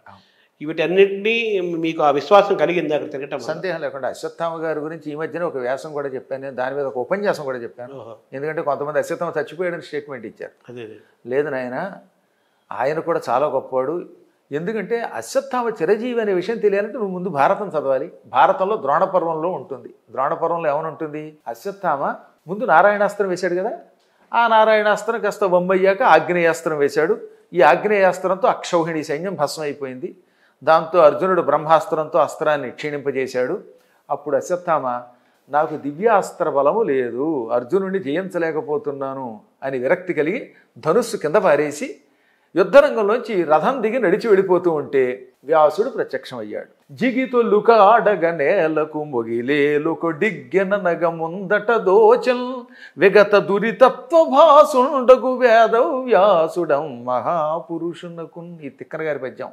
మెరుపు తీగతో కూడిన మేఘం భూమికి వచ్చిందా అన్నట్టుగా ఎర్రని జుట్టుతో నల్లగా ఉండే వ్యాసుడు ప్రత్యక్షమయ్యాడు. వ్యాసుడు నల్లగా ఉంటాడు కనుక మేఘంలో ఉన్నట్ట, ఆయన జుట్టు ఎర్రగా ఉంది కనుక అది మెరుపు తీగలా ఉందట. ఆయన కనపడగానే అశ్వత్థామ కాళ్ళ మీద పడి ఈ కృష్ణార్జునులు మనుష్యులు కదా, వీళ్ళని ఎందుకు చంపలేకపోతున్నాను అంటే అప్పుడు ఆయన మీ పూర్వజన్మ రహస్యం చెబుతున్నాను విను. కొన్ని కోట్ల యుగాల క్రితం హిమాలయ పర్వతాలలో బదరీలో నరనారాయణులు అనే పేరుతో ఈ కృష్ణార్జునులు విష్ణు స్వరూపులు తపస్సు చేశారు. ఎదురుగుండా ఇసుకతో శివలింగం తయారు చేసి పూజించారట. వాళ్ళేమో లింగాన్ని పూజించారట. దేంతో? శివలింగం. ఆ లింగం కూడా మట్టి ఇసుక కలిపి. కానీ నువ్వేం చేసావు? వాళ్ళకంటే గొప్పవాడు అవ్వాలనే కోరికతో వాళ్ళకి ఎదురుగుండా పోటీ ఆశ్రమం పెట్టుకున్నాడు. వినాయక చవితి పందిట్లో వాడో పందిరి వీడో పందిరి, ఎవడి లింగం వాడిదే, ఎవడి విఘ్నేశ్వరుడు వాడే. అలాగా వీళ్ళకి ఎదురుగుండా ఆయన కూడా ఓ ఆశ్రమం కట్టుకున్నాడు. కానీ శివపార్వతుల విగ్రహం తయారు చేశాట. శుభ్రమగు ఉర్వి మృత్తిక సురుచిరంపు ప్రతిమా అని తిక్కన గారు రాశారు. సంస్కృతంలోనేమో వ్యాసుడు శ్లోకము రాశాడు. మట్టితో విగ్రహం తయారు చేసి శివుణ్ణి అర్చించాడు అశ్వత్థామ. వాళ్ళు ఏం చేశారు? లింగాన్ని చేసి పూజించారు. అప్పుడు శివుడు ముందు నీకు ప్రత్యక్షమయ్యి, ఓ మహర్షి, నువ్వు విగ్రహారాధన చేసావు, విగ్రహారాధన కంటే లింగారాధన కొన్ని వేల రెట్లు ఎక్కువ ఫలితం ఇస్తుంది, అది నీకు తెలియదు. అందువల్ల నువ్వు భవిష్యత్తులో అశ్వత్థామగా పుడతావు, చిరజీవి అవుతావు, ఆ తర్వాత ఒకప్పుడు వ్యాసుడి అవుతావు అన్నాడు. అందువల్ల ఆ మహర్షి అశ్వత్థామగా పుట్టాడు. వాళ్ళు ఏం చేశారు? వారలు లింగాధిష్టానారూఢులుగాను నర్చి అర్చించిరి భవ్యారాధన తత్పర మతులై గౌరీపతి నతుల నియమ కల్పన వెలయం. వాళ్ళు లింగం మీద అర్చిస్తే ఈ తర్వాత అక్కడికి వెళ్ళాడు శివుడు. లింగాన్ని పూజించటం వల్ల మీరు నాకంటే గొప్పవాళ్ళు అవుతారు. దుష్ట శిక్షణకు అవతారాలు మీ ఇద్దరు ఎత్తుతారు. అందులో ఈ నారాయణుడు దశావతారాలు వంటి అవతారాలు ఎత్తుతాడు. యుద్ధంలో ఎదిరిస్తే నన్ను కూడా జయించే శక్తి మీకు ఇస్తున్నాను అన్నాడు ఆయన. అంటే అశ్వత్థామ భవిష్య వ్యాసుడు, భావి వ్యాసుడు. అది ఎందులో ఉంటుంది? దేవీ భాగవతంలో ప్రథమ స్కంధంలో ద్రౌణిర్వ్యాసో భవిష్యతి. ఇది దేవీ భాగవతం ప్రథమ స్కంధంలోని శ్లోకం ప్రామాణికంగా. అందులో ఎందుకు చెప్తానంటే శివుడు స్వయముగా నరనారాయణుల్ని మీరు అవతారమూర్తులు అవుతారు, నన్ను కూడా జయిస్తారన్నారు కాబట్టి కిరాతక రూపంలో వచ్చిన శివుడిని అర్జునుడు జయించగలిగాడు. అదే అవునా? కాబట్టి ఈ కథ వ్యాసుడు చెప్పి, నాయనా నువ్వు మహర్షివిరా, అందువల్ల నువ్వు చిరజీవి అవుతావు, చాలా గొప్పవాడు అవుతావు అని చెప్పాడు. అందువల్ల అశ్వత్థామ చిరజీవి, భవిష్యత్తులో వ్యాసుడు అవుతున్నాడు. కుష్ఠరోగం 3000 సంవత్సరములు మాత్రమే అనుభవించాడు. ఆ తర్వాత మళ్ళీ ఆరోగ్యంతో ఇప్పుడు హిమాలయాల్లో ఉన్నాడు. మామూలుగా వ్యాసుడు అనేది ఒకరు కాదు అనేక మంది అని చెప్పి అనుకుంటారు కదా, అది నిజమేనా? సందేహం లేకుండా ఇప్పుడు 28వ వ్యాసుడు ఈయన పేరు కృష్ణద్వైపాయనుడు. అలా ఒక్కొక్క కాలంలో మొదటి యుగంలో బ్రహ్మదేవుడే వ్యాసుడయ్యాట. 28 మంది వ్యాసులు వెళ్ళారు. ఇప్పుడు 29వ వ్యాసుడు అగస్త్యుడు అవుతాడు. అగస్త్యుడు వ్యాసుడు అవుతాడని కాశీఖండంలో ఉంటుంది. ఆ తర్వాత మళ్ళీ రాబోయే కల్పం ఉంటుంది కదా, ఆ కల్పంలో ద్రౌణిర్వ్యాసో భవిష్యతి. మామూలుగా అర్జునుడు కర్ణుడు వీళ్ళిద్దరిలో కర్ణుడు గొప్పవాడనే ప్రచారం ఈ మధ్య జరిగి అందరు గందరగోళానికి గురవుతున్నారు. గతంలో కూడా ఒక సినిమా వచ్చింది, అలాగే జరిగింది. కొత్తగా వచ్చిన సినిమా కూడా ప్రశ్నలు లేకెత్తిస్తుంది. అయితే దీన్ని ఎలా చూడాలి? అర్జునుడు కర్ణుల్లో ఎవరు ధర్మజ్ఞులు, ఎవరు గొప్పవాళ్ళు? అదే కలియుగ ప్రభావం. కలిరు ధర్మ వినాశక అన్నారు. అందుకే అసలు భారతం, ఒరిజినల్ భారతం చదవాలి. లేదా నేను చెప్పిన భారతం ఉంది గుంటూరులో, భారతీ తీర్థ మహాస్వామి వారి యొక్క ఆదేశంతో 54 రోజులు భారతం చెప్పాను. కనీసం అదేనా వినమనండి, వింటే అర్థమవుతుంది. ఏ కోణంలో చూసినా కర్ణుడు అర్జునుడు కాలి గోటికి పనికిరాడు. ఇంతకంటే స్టేట్మెంట్ వేరే ఇవ్వక్కర్లా. చిన్నప్పటి నుంచి అన్ని అబద్ధాలు. తర్వాత ఎక్కువ కాదు కానీ ఒక 2-3 మీకు విషయాలు చెబుతాను. పాండవులు అరణ్యవాసం చేస్తూ ఉంటే వాళ్ళని ఏడిపించడానికి కర్ణుడు, దుర్యోధనుడు, దుశ్శాసనుడు, శకుని, చతుష్టయం ఘోషయాత్రకు వెళ్ళారు. ఆ ఘోషయాత్రలో చిత్రరథుడు అనే గంధర్వుడు వచ్చి ఏం చేశాడు, ఆయనకి చిత్రసేనుడు, చిత్రరథుడు అని పేరు. ఆ గంధర్వుడు వచ్చాడు, మొత్తం దుర్యోధనాదుల్ని బంధించాడు. కర్ణుడిని చావగొడితే పారిపోయాడు. వ్యాసుడి భారతంలో మాట. కర్ణుడు పారిపోయాడు, శకుని పారిపోయాడు, దుశ్శాసనుడు పారిపోయాడు, దుర్యోధనుడిని ఆయన బంధించి పట్టుకుపోయాడు. అప్పుడు ఎవరు రక్షించారు? అర్జునుడిని, భీముణ్ణి ధర్మరాజు పంపించి వాళ్ళని విడిపించండిరా, ఇతరులు వచ్చినప్పుడు మనం అన్నదమ్ములు 105 అని చెబితే వెళ్ళి చిత్రరథుణ్ణి తన అస్త్రాల శక్తితో పడగొట్టి దుర్యోధనుడిని విడిపించి తిరిగి ఇంటికి పంపాడు. ఆనాడు సిగ్గు లేకుండా గంధర్వుడి చేతిలో ఓడిపోయి పారిపోయినటువంటి వాడు అర్జునుడి చేత విడిపింపబడినటువంటి దుర్యోధనుడిని రక్షిస్తానని ఎలా మాట ఇవ్వగలిగాడండి? ఇది ఒకటి. ఇంకా రెండవది తీసుకుందాం. మహాభారతంలో అన్నిటికంటే చాలా గొప్పది విరాట పర్వం. అంటే వీళ్ళు అజ్ఞాతవాసం చేశారు. అజ్ఞాతవాసంలో భీష్మద్రోణ కృపాదిధన్వి నికరాభిలంబు దుర్యోధన గ్రీష్మాదిత్య పటు ప్రతాప విసరా కీర్ణంబు శస్త్రాస్త్రజాలోష్మస్ఫార చతుర్విధోజ్వల బలాత్యుగ్రంబు వదగ్రధ్వజార్చిష్మత్తాకలితంబు సైన్యమిది ఏ చేరంగ శక్తుండనే అనే పద్యం మీరు విన్నారు కదా. భీష్ముడు, ద్రోణుడు, కృపాచార్యుడు, అశ్వత్థామ, శకుని, శల్యుడు అప్పటికి ఇంకా లేదు, మహాభారత యుద్ధం కాదు గనక, అది కేవలం అజ్ఞాతవాస సమయంలో జరిగింది గనక. ఇంకా దుర్యోధనుడు, దుశ్శాసనుడు, మొత్తం 12 అక్షౌహిణీల సైన్యం వచ్చింది అక్కడికి. తక్కువ సైన్యం కాదు. ఎంత సైన్యముతో కౌరవులు వచ్చి గోవుల్ని పట్టుకుంటే విరాటరాజు గారి యొక్క ఉత్తర దిగ్భాగంలో ఉన్న ఆవుల్ని పట్టుకున్నారు. అది ఉత్తర గోగ్రహణం. ఆ యుద్ధానికి ఉత్తర కుమారుణ్ణి తీసుకెళ్ళి వాణ్ణి సారథిగా చేసుకుని, కృష్ణుడు కాదు సారథి, మళ్ళీ పిరికాడైన ఉత్తర కుమారుడు వణికిపోతున్నాడు, అసలు రథమే నడపలేకపోతున్నాడు. అటువంటి వాడిని సారథిగా పెట్టుకుని అర్జునుడు ఒక్కడు జయించాడా లేదా? చావుగొట్టి పారేశాడు. ముందు భీష్ముడు పారిపోయాడు, ద్రోణుడు స్పృహ కోల్పోయాడు, అశ్వత్థామని ఓడించాడు, కృపాచార్యుణ్ణి తన్ని అవతల పారేశాడు, కర్ణుడి ఒళ్ళంతా తూట్లు పడగొడితే నెత్తురు కారి హడిలి పారిపోయాడు, దుర్యోధనుడిని పడగొట్టాడు, దుశ్శాసనుడిని పడగొట్టాడు, 5 అక్షౌహిణీల సైన్యాన్ని కూల్చాడు. మళ్ళీ వాళ్ళని చావగొట్టాడు. చివరికి సమ్మోహనాస్త్రం వేసి స్పృహ కోల్పోయేలా చేశాడు. ఆ తర్వాత నెత్తి మీద ఉన్నటువంటి కిరీటాల్లో ఉన్న తలపాగాల్ని కత్తిరించాడు, గుడ్డ బొమ్మల్ని కత్తిరించాడు. గుడ్డ కత్తిరించేశాడండి. చివర తలపాగాలకి చివర వేళ్లాడుతుంటే తలపాగాల్లో ఆ గుడ్డల్ని కత్తిరించాడు. అప్పుడు ఏమంటాడో తెలుసా భీష్ముడు, దుర్యోధన, ఇప్పుడు అనవసరంగా అతనితో యుద్ధానికి వెళ్ళకు. మీరు ఇందాక స్పృహ కోల్పోయినప్పుడు మీ తలకాయలు నరికేసి ఉంటే మళ్ళీ యుద్ధం ఉండదు. కానీ అర్జునుడు కరుణాస్వరూపుడు, స్పృహ కోల్పోయిన వాళ్ళని చంపకూడదనే ధర్మానికి కట్టుబడ్డాడు.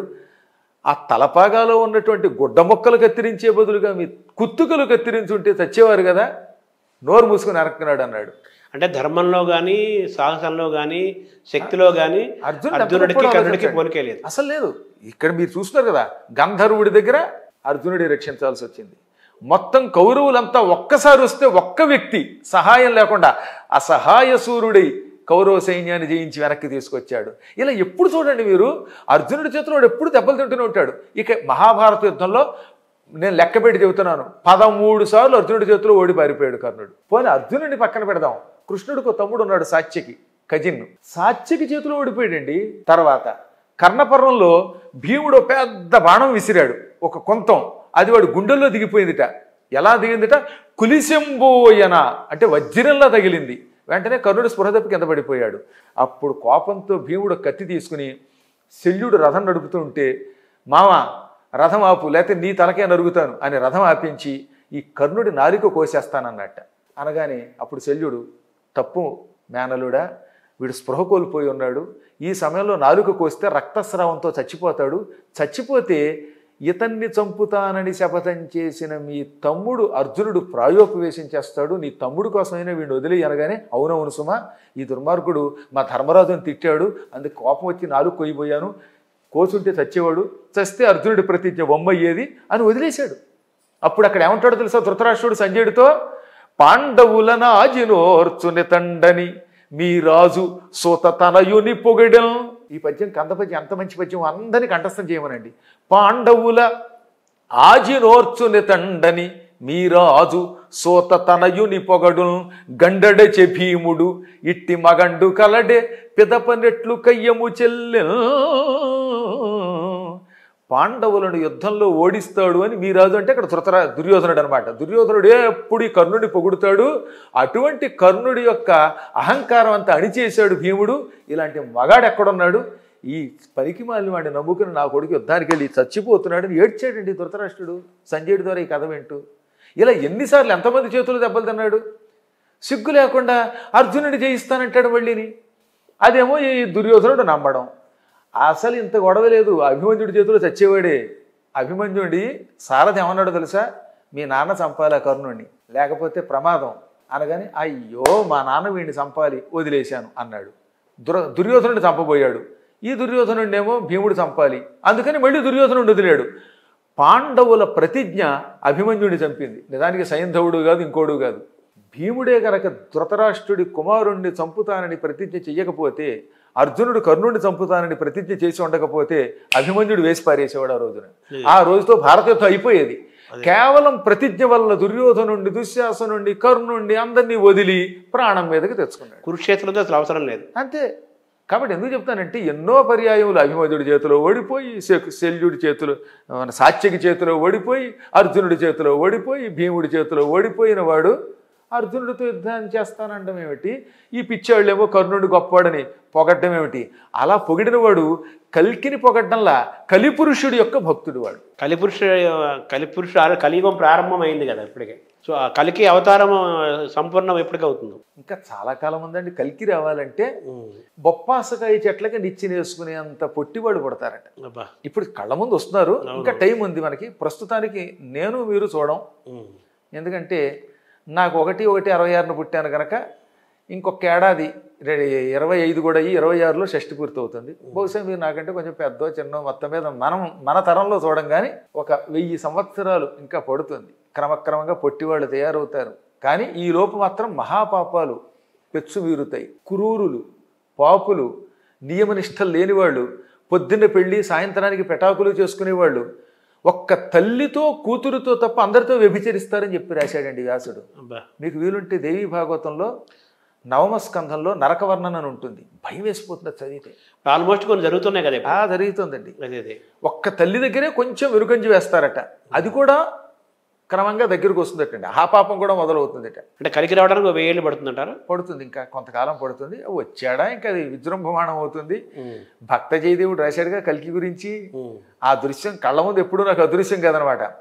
మ్లేచ్ఛ నివహ నిధనే కలయసి కరవాలం ధూమకేతుమివ కిమపి కరాళం కేశవా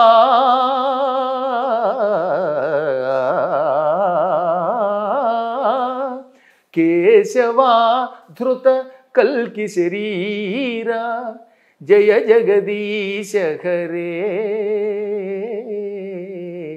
జయ జగదీశ హరే అని కల్కి అవతారాన్ని అద్భుతంగా వర్ణించాడు జయదేవుడు.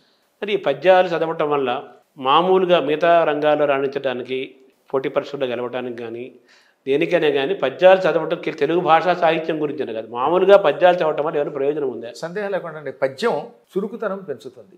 పద్యం ధారణ చేస్తే దేన్నైనా ధారణ చేసే శక్తి ఇస్తుంది. మనిషి బుర్రని బాగా అరగదీస్తుంది. అన్ని రకాలైన శక్తుల్ని మనకు అందిస్తుంది. అది ఒక ఔషధం, సందేహం లేకుండా. నేను పద్యాల వల్లే ఇంటర్మీడియట్ ఎంపీసీతో పాస్ అయ్యాను. నా పద్యాలు చదవడం అనే ధారణతో షేక్స్పియర్ డ్రామాస్ కంఠస్థం చేశాను. ఈ పద్యాల వల్లే హిందీ భాష వచ్చింది. ప్రాకృత భాష కూడా నేర్చుకోవడానికి ఈ పద్యాలే ఉపయోగపడ్డాయి. కాబట్టి ఏదైనా ఒక్క సంస్కృతం తెలుగు సక్రమంగా వస్తే ఏదైనా వచ్చేస్తుంది. ఏ విద్య అయినా వస్తుంది. సంస్కృతం పట్టుకోవాలంతే. ఇప్పుడు మీరు మంత్రోపాసన చేశారు, అలాగే అనేక మంత్రాలు చాలామందికి చెప్తూ ఉంటారు వాళ్ళ అవసరాలు బట్టి, వాళ్ళ కోరికలు బట్టి. అలాగే కవచాలు చెబుతుంటారు, స్తోత్రాలు చెబుతుంటారు. మంత్రాలు, కవచాలు, స్తోత్రాలు, జపాలు, పూజలు, హోమాలు, యజ్ఞాలు వీటన్నిటిలో ఏది శక్తివంతమైంది? అన్నీ చేయాలా, కొన్ని చేస్తే సరిపోతుందా? అంటే ఇవి ఎటువంటివి అంటే సమయానికి ఒక్కొక్కటి ఉపయోగపడుతుంది. ఒక్కొక్క సమయంలో శత్రువుల పేరు ఎక్కువైపోయింది అనుకుందాం. ఉద్యోగాల్లో ఇప్పుడు అందరికీ శత్రువులే కదా. మీరు ఒక రంగంలో పైకి వస్తుంటే మమ్మల్ని పడగొట్టేవాడు చూస్తారు. మా అవధాన రంగంలో కూడా ఉన్నారు. అయ్యో మాకు లేకపోవడం కాదు. ఈ శత్రు పీడ ఎక్కువైపోయినప్పుడు కవచం బాగా ఉపయోగపడుతుంది. నిత్య కార్యక్రమాలలోనూ మోక్షం పొందడానికి మంత్ర జపం బాగా ఉపయోగపడుతుంది. యోగాభ్యాసం శరీరాన్ని మనస్సుని కూడా అదుపులో ఉంచి మన శరీరం స్వాస్థ్యంతో ఆరోగ్యంతో ఉండడానికి ఉపయోగపడుతుంది.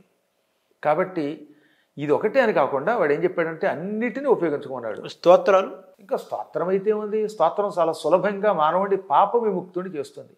ఆలోచనలు కూడా పాపిష్ట ఆలోచనలు రాకుండా చేయాలంటే స్తోత్రం ఉపయోగపడుతుందట.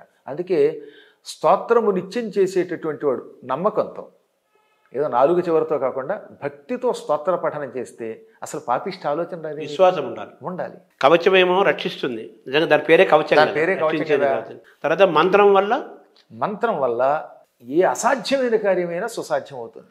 అంటే మంత్రం కూడా మననం చేసే కొద్దీ రక్షించేదే. మననాత్ త్రాయతే ఇది మంత్ర. మననం చేసే కొద్దీ త్రాయతే రక్షిస్తుంది. ఎలాగా? నువ్వు అనుకున్న పని నెరవేరుస్తుంది, కార్యసిద్ధి జరుగుతుంది. మంత్రం వల్ల కార్యసిద్ధి జరుగుతుంది, కవచం వల్ల రక్షణ జరుగుతుంది, స్తోత్రం వల్ల పాపాలు ప్రక్షాళన అవుతాయి, పాపిష్టాలోచనలో కూడా మంచి ఆలోచనలు వస్తాయి, మన మార్గం సరైన మార్గాన్ని ఎంచుకోవడానికి ఉపయోగపడుతుంది. ఇప్పుడు పూజలు, జపాలు, హోమాలు, యజ్ఞ యాగాదులు అంటారు కదా, వీటిని ఎలా చూడాలి? ఇవన్నీ కూడా ఈ మానవుడు తరించడానికి, మానవుడు సరైన మార్గంలోకి వెళ్ళడానికి ఒక్కొక్క మార్గం అండి. మంత్రమే అర్చనా రూపంలో కూడా ఉపయోగించవచ్చు. పుష్పాలు, ధూపాలు, ఒక్కొక్క దానికి ఒక్కొక్క ఫలితం మనకి శివపురాణం చెప్పింది కదా. ఉదాహరణకి పుష్పం ఇచ్చామంటే జ్ఞాపక శక్తి బాగా పెరుగుతుంది. ధూపాదైశ్వర్యం, ధూపం వల్ల ఐశ్వర్యం, పదవులు వస్తాయి. దీపం ఇస్తే అజ్ఞానం తొలగిపోతుంది. ప్రదక్షిణ వల్ల పాప ప్రక్షాళన అవుతుంది. ఈ మధ్యన ఎవడో అమాయకుడు లేకపోతే పిచ్చాడో తెలియదు, మూర్ఖుడో తెలియదు, ఒక్కొక్కళ్ళు పురాణాలు చెబుతారు. కమ్యూనిస్టులు పురాణాల్లోకి వచ్చారంటే చాలా ప్రమాదం ఉండవు. అటువంటి మూర్ఖులు చేసే అపకారం అంతా ఎంత కాదు. గోవులు, పశువులు, వాటికి ఎందుకు పూజ అంటాడు ఒకడు. అసలు దేవాలయాల్లో ఎందుకయ్యే ప్రదక్షిణలు, ఎందుకు ఈ దీక్షలు అంటాడు ఒకడు. అటువంటి వాడిని కాస్త పురాణం చదవమనండి, మహాభారతం చదవమనండి. మహాభారతం చెప్పినవాడు ఎటువాడు, అయినా మూర్ఖుడు అనుకోండి. అంటే దేవాలయ శతమేకోత్తరమేవచ, 101 ప్రదక్షిణలు శివుడికి చేయటం వల్ల మహాపాపాలన్నీ తొలగిపోతాయి అని శివపురాణం చెబుతోంది, భారతం చెబుతోంది. ఇప్పుడు చెబుతున్నటువంటి పద్మపురాణం, స్కాంద పురాణం అన్నిటిలోనూ ప్రదక్షిణ గురించి చెప్పారు. అంటే ఈ దేవాలయాల దర్శనం వల్ల ఏం జరుగుతుంది? ఇవేమి చేయకుండా దర్శనం చేసుకుంటారు. కేవలం దర్శనం చేసుకుంటే లాభం ఏమిటంటే పరమాత్మను అంతటా ఉన్నాడు, ఆయన మీరు చూడలేరు కదా. ఆయన శక్తిని ఒక ఆలయంలో విగ్రహ రూపంలో నిక్షిప్తం చేశారు. ఇప్పుడు ఆ పరమాత్మ దర్శనం మీకు అయ్యింది. మీరు జపంతోటో తపస్సుతోటో పొందలేనాయని ఆ విగ్రహ రూపంలో ఉన్న శక్తి ద్వారా పొందగలుగుతున్నారు. దానివల్ల మనశ్శాంతి లభిస్తుంది, కోరికలు తీరుతాయి. కోరికలు లేకుండా ఎందుకుంటాం మనం? తర్వాత ఇప్పుడు మీరు అన్నారు ఈ పాపాలు 101 చేస్తే పాపం పోతున్నారు. ఇప్పుడు కాశీలో గంగలో మునిగినా పాపం పోతుంటున్నారు కదా, దాని మధ్య వ్యత్యాసం ఏంటి? గంగ చాలా గొప్పది, పాప ప్రక్షాళన చేస్తుంది. కానీ ఎవరికి అంటే భక్తి, నమ్మకం కలిగిన వాడికి. ఇక్కడ ఒక పద్యం చెబుతాను మీకు, శ్రీనాథుడి పద్యం. అంటే సంస్కృత శ్లోకానికి పద్యం, పద్యక విని కనుక నాకు ఇష్టం కనుక పద్యం చెబుతాను. లోపాముద్రతో అగస్త్యుడు కాశీఖండంలో అంటాడు. ఎవరితోటి? లోపాముద్రతో అగస్త్యుడు కాశీఖండంలో ఏమని? బెసరుహ పత్రలో చెన్న కృపీటములందు మునింగియాడవే మొసళులు మీలు కర్కటకముల్ కమఠంబులు వాని కబ్బునే అసదృశమైన స్నాన ఫలము అట్టి విధంబు సుమీ తలంప మానసమగు తీర్థమాడని జనంబులకు బహుబాహ్య తీర్థముల్. ఓ లోపాముద్ర, కృపీటములందు అంటే నీళ్లల్లో మునింగియాడవే, రోజు మునిగి తేలట్లేదా? ఏమిటి? మొసళ్ళు ఉన్నాయి, మీలు చేపలు, మీనము ఏకవచనం, బహువచనం మీనములు అనకూడదు, మీలు. తర్వాత కమఠంబులు తాబేళ్ళు, కర్కటకములు పీతలు, ఇవన్నీ రోజు గంగలో ఉన్నాయి కదా. మరి వాటికి ఎందుకు మోక్షం రావట్లేదు అంటే మనస్సులో ఇది గంగా, ఇందులో స్నానం చేస్తే పవిత్రులమవుతామనేటటువంటి ఊహ వాటికి లేదు. అది కేవలం నివాస స్థానమే. కాబట్టి మానసికమైన భక్తి లేకపోతే, మనస్సు శుద్ధిగా లేకపోతే ఈ బాహ్య తీర్థములు ముక్తినివ్వవు. వీలైనా కానీ శరీరంతో మునిగితే రాదు, అబ్బే మనసుతో విశ్వసించాలి. ఇప్పుడు మనం గంగకి వెళ్ళి ఏదో స్నానం చేసినట్టు చేస్తే ఏం ఉపయోగం లేదు. ఆహా ఇది గంగ, విష్ణు పాదాల నుండి పుట్టింది, స్వర్గం నుంచి వచ్చింది, శివ జటాజూటంలో ఉన్నది, నా పాపాలు తొలగిస్తుంది అనే నమ్మకంతో మొలగండి, చక్కని మీకు పుణ్యం వస్తుంది. అంటే ఆ మానసికమైన ప్రయాణం ఉండాలి.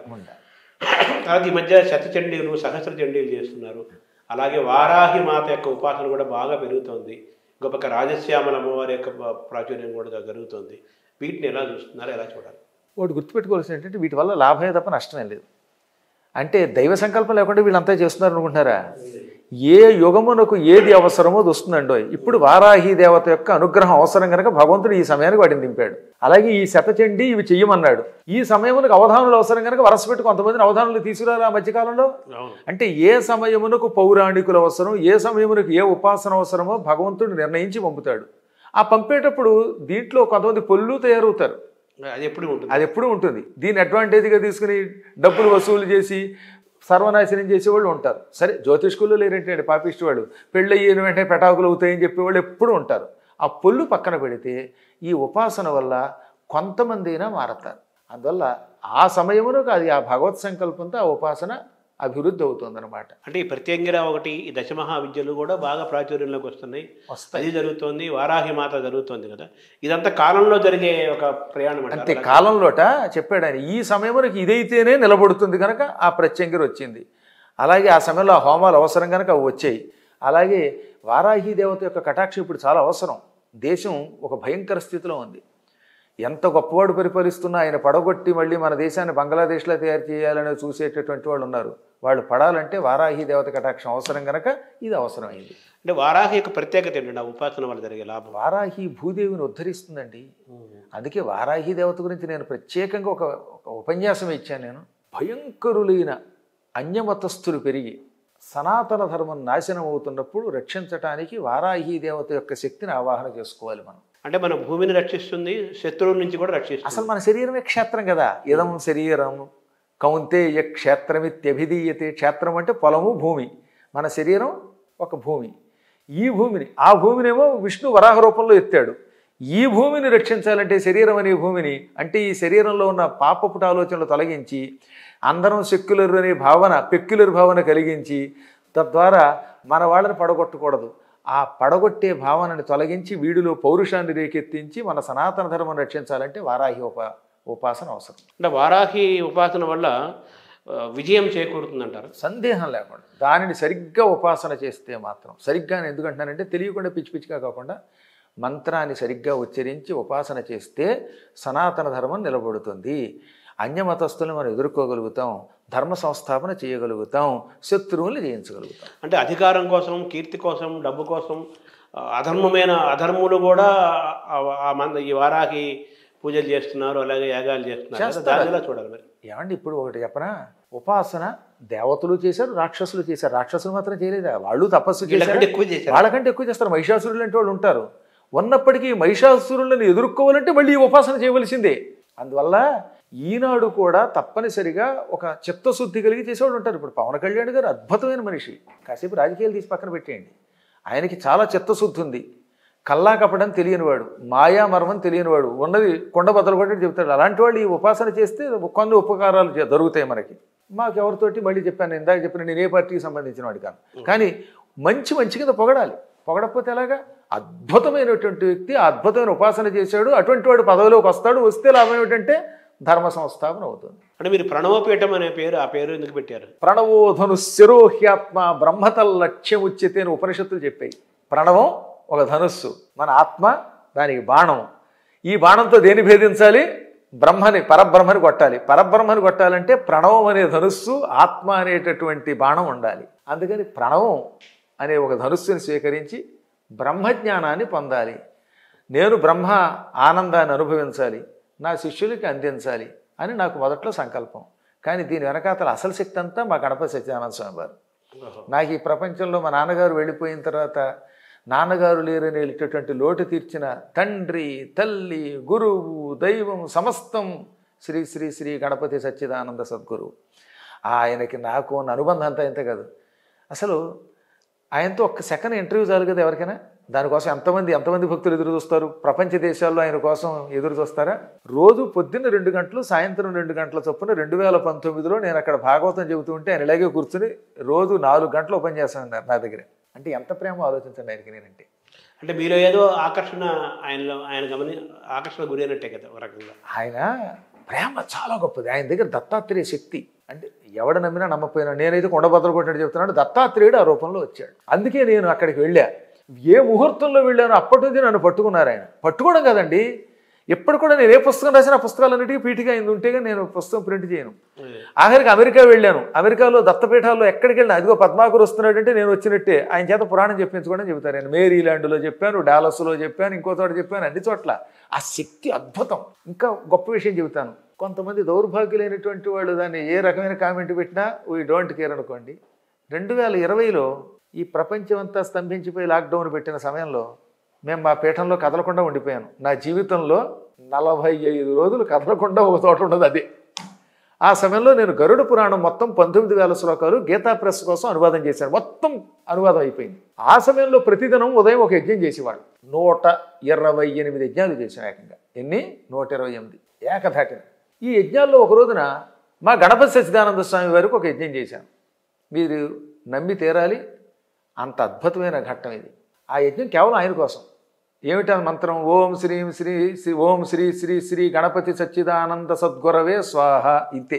ఈ మంత్రం చదువుతూ యజ్ఞం వేశాం. మా దగ్గర వేద పండితులు ఋగ్వేదం, యజుర్వేదం, సామవేదం, అథర్వవేదం చదువుకున్నవాడు మా పీఠంలో ఉన్నారు కదా. వేదంతో పాటు ఈ మంత్రంతో అనుష్ఠానం చేశాం. ఒక్క పావు గంట అయ్యాక దత్తపీఠం నుంచి పూజిత అని అక్కడ సుఖవనం చూస్తుంది. ఆ అమ్మాయి స్వామివారి మెసేజ్ పెట్టింది. ఏమిటో తెలుసా? టెలిగ్రామ్ మెసేజ్ అది. ఆ మెసేజ్ ఉంది, నాకు కడుపు నిండిపోయింది, ఈ పూట నేను భోజనం చేయను. అంటే ఆయనకు చేరింది అది. ఇక్కడ యజ్ఞం చేస్తే ఆయనకి అది వెళ్ళి పోనీ నేను యజ్ఞం చేస్తున్నానని చెప్పలేదు కదా, ఒక్క మెసేజ్ ఎవరికి ఇవ్వలేదు. నేనేదో నా పీఠంలో యజ్ఞం చేస్తే పావు గంట తిరగకుండానే పూర్ణాహుతి అయ్యాక నాకు కడుపు నిండింది, వాడు అక్కడ నాకు అన్నం పెట్టాడు, ఈ పూట నాకు ఉపవాసం అని చెప్పారు ఆయన. ఆ మెసేజ్ వచ్చింది. ఇంకెంతకంటే ఏంటండి ఈ ప్రత్యక్ష ప్రమాణం? అయినా నమ్మరు ఈ మూర్ఖులు. ఏం చెబుతాం? ఎవరి కర్మ వారిది, అది నాకు అనవసరం. అంటే మామూలుగా వేగంగా ఫలితాలు ఇచ్చే దైవతముల్లో దత్తాత్రేయుడు అంటారు కదా, దాని దత్తాత్రేయ నమః అష్టాక్షరి మంత్రం ఉంది కదా, అది నిజమేనా? అది సందేహం లేకుండా. దత్తుడు ఇవ్వడం మొదలెడితే పుచ్చుకోవడానికి 2 చేతులు చాలక 1000 చేతులు ఇవ్వాల్సి వచ్చింది కార్తవీర్యార్తుడు అవునా. అందువల్ల ఆ మహానుభావుడు నాకు తల్లి తండ్రి గురువులాగా దొరికారు. ఇంతకీ మీరు అడిగిన ప్రశ్నకి మధ్యలో ఇక్కడ బ్రేక్ పడింది, అందుకని చెప్తున్నాను. ప్రణవపీఠం అనే పేరుతో పీఠం పెట్టుము, ఆ పీఠంలో నేను ఉంటాను అన్నారు. ఎప్పుడు ఇది? 1996లో. తర్వాత నేను పట్టించుకోలేదు, నా ఉద్యోగం చేసుకుంటున్నాను కదా లెక్చరర్గా. ఇలా ఉండగా 2008వ సంవత్సరంలో సహస్ర చంద్ర దర్శనం జరిగింది. గుర్తుందా మీకు? ఎవరికి? పుట్టపర్తిలో సత్యసాయిబాబా వారికి. ఆ కార్యక్రమానికి నన్ను పిలిచాడు. రేడియో స్థాయిలో ఉంటుంది వినండి. నేను 3వ రోజు ఉపన్యాసం. మొదటి రోజు ఎవరో చెప్పారు, 2వ రోజు ఇంకొక ఆయన చెప్పారు, 3వ రోజున నా చేత ప్రహ్లాద చరిత్ర చెప్పించారు ఆయన.